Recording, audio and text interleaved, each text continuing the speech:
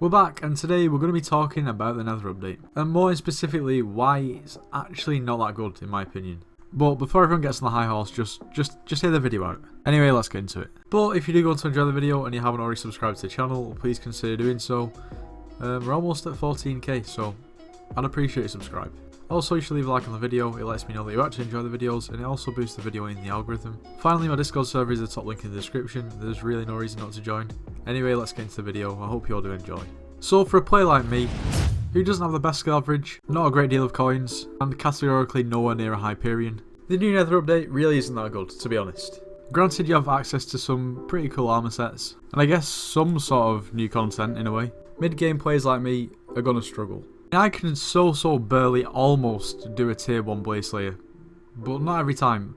And in terms of a tier 2 Blaze Slayer, it's game over. And as for Kudra fights, have you even tried to get into a lobby? I mean, look at me, I'm wearing a rainbow hat. I'm not going to get into a lobby. Okay, the rainbow hat has nothing to do with it, but that's besides the point. Now you might be thinking, Nitro's, just get better at the game.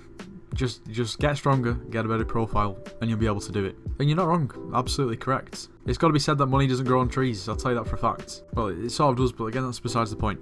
What I'm trying to say is it's much easier said than done, and it's very time consuming. One thing I do really like is the extra slots for equipment that they've added.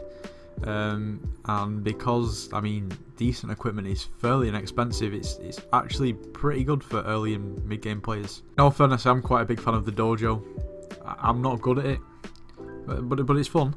So in all fairness, this update is great. This update's really good if you're an endgame player, like, I'm not going to lie. But at the end of the day, most people aren't endgame players. Like I said before, granted the Crimson Armor's pretty good at the moment, but I assume they're going to patch the Dominance ability at some point, because that's surely not what they intended. And it's going to be, I mean, unless you upgrade it to the max, at that point you've got to be end game, then it's a little bit pointless. Like, I, for one, without the Dominance ability, do way more damage with Necron Armor than Crimson Armor. It's one of those where I'd like to use the new content, and at the moment I can, but once it's patched, I mean, it's a little bit obsolete for me anyway. Anyway, this is all just my opinion. I assume a lot of you are probably gonna have different opinions to me, but that's okay. Obviously, everyone can have the say, and what I'm saying is not right. It's just my opinion. So yeah. At the same time, I'm sure there's a lot of people who probably feel the same way, and they're almost a little bit frustrated because they want to sort of engage in the new content, but they're just not able to. And to be honest, for me, at the moment, the game's a little bit stale, even though one of the biggest updates ever to come out was just released. So yeah.